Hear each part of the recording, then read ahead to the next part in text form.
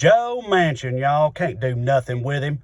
This Wall Street papaw-looking sumbitch has already formally said he would not support the For the People Act because he says protecting voting rights is fundamental to our democracy and therefore any law for that purpose must be bipartisan in order to work.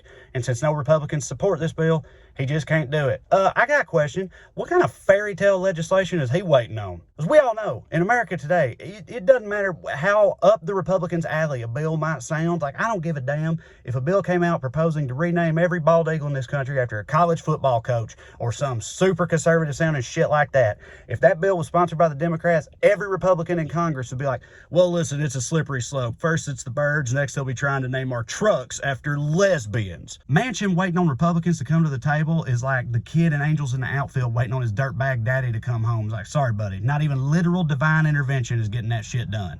But Manchin says because some Republicans voted to impeach Donald Trump, that proves bipartisanship is possible. Oh, okay. All right, so all we got to do, we got some legislation we won't pass, is we just have to hope that some avatar representing the opposing viewpoint literally tries to murder them in their offices. And if that happens, then maybe a handful of them might take our side on the matter. Well, kumbaya fucking yah. It ain't happening.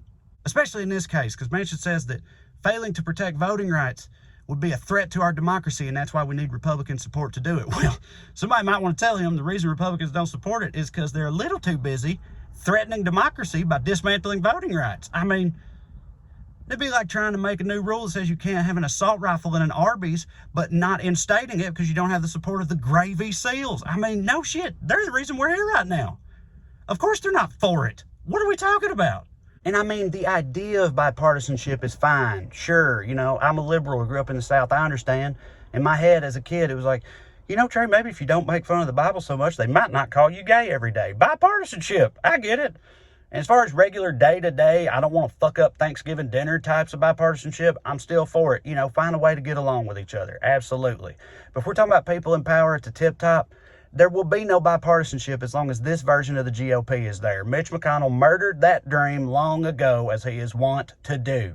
So when Manchin talks about bipartisanship in 2021, he might as well be talking about unicorns with candy floss butt tails, okay? And I know they're just called tails, but just let me have it. One thing I wonder, Manchin says he won't support a bill that Republicans also don't support. So what happens when they inevitably refuse to support anything we do? What does Manchin do then? But we all know the answer. He will do his absolute favorite thing to do, not shit.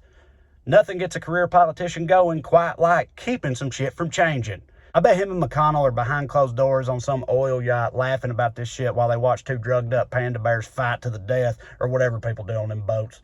It's just hard to feel optimistic about the future when all your party's hopes rest on the shoulders of an obstructionist bullshitter like Joe Manchin. You know, but hell, maybe he'll choke on the coal cereal I assume he eats for breakfast every morning.